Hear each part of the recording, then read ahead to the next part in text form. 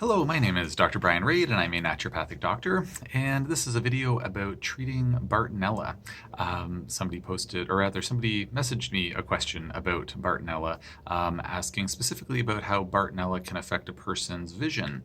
This person was asking about how, asking for an explanation as to how it might be that Bartonella could affect the vision, causing like blurred vision or hazy vision or visual vision difficulties, and then also whether one needs to use antibiotics or can they use herbs or maybe other things to address that issue. So as per usual, this should not be construed as any medical advice. This is just for information purposes only and just speaking from my experience in my own clinical practice about this topic.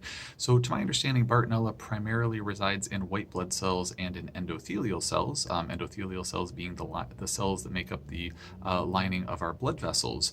And the Bartonella bacteria, we have blood vessels that inhabit our eyes, and so my presumption would be that if Bartonella was going to affect someone's eyes, it would probably be it could very well be in part because maybe it's affecting those blood vessels going to the eyes.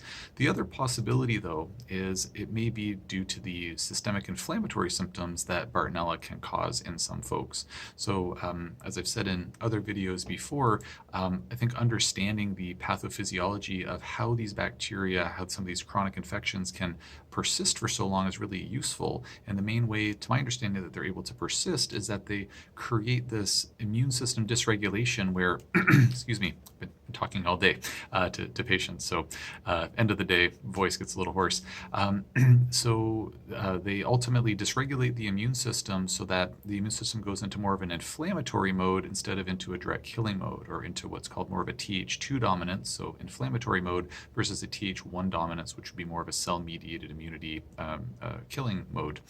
So it may very well be that the Bartonella might be affecting a person's eyes, not because the Bartonella is crawling around in there, but it may be due to some of the inflammatory effects that the Bartonella is having on different systems in the body. So there might be some inflammation affecting the optic nerve, for example. So Bartonella could potentially cause some neuroinflammation and could be affecting it in that way.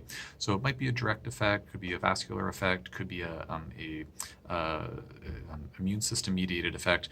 At the end of the day, it would be nice to know, but as you might imagine, there's approximately, let me see here, I think there's $0 going into research on this topic. So I don't think anybody knows the definitive answer. And if somebody does know the answer, please let me know, because I'd like to know. But at the end of the day, whether it's due to the presence of the bacteria in or near the eyes itself, or it's a immune system dysregulated mediated thing, either way, the treatment that I use with my patients would be addressing both things. I really like, I think the most comprehensive approach and what I've seen work the best in practice is when we're working with things to help kill infection. So if there are some local Bartonella bacteria causing the symptoms, and that should help to address that. And then I also work to help immunomodulate my patients as well, so it's helping to address both things. Whether you need to use antibiotics to address neurological effects or neurological infection from Bartonella, or you can get away with using herbs, that's a good question.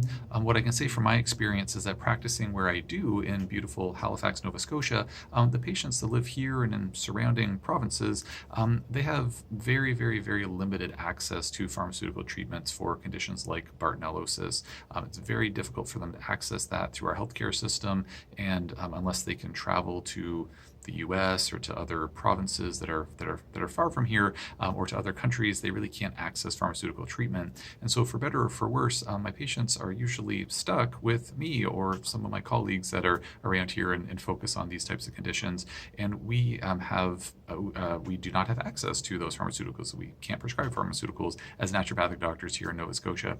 And so, what I can say from my experience is that I feel like we're able to get very good results with our patients who are dealing with what are either known or suspected neurological manifestations of various infectious microbes, including Bartonellosis. So in my opinion, I don't think that antibiotics are needed to get at those microbes. And indeed, the killing approach, which of course is the main mechanism that antibiotics would work through, while very helpful and potent, in my experience, especially for chronic cases, is not oftentimes what wins the day. The immunomodulation tends to be a lot more important, or sometimes the killing's important, the immunomodulation is important, and then it's the tissue healing that's also very important. So using things to help support the mitochondria, for example, replenish antioxidant levels and things to that effect. So it's a very, very good question, very broad topic. I hope that gave the information that you were looking for. If there's any follow-up questions to this or any questions about any other topic, feel free to post a comment below and I will answer if I'm able to.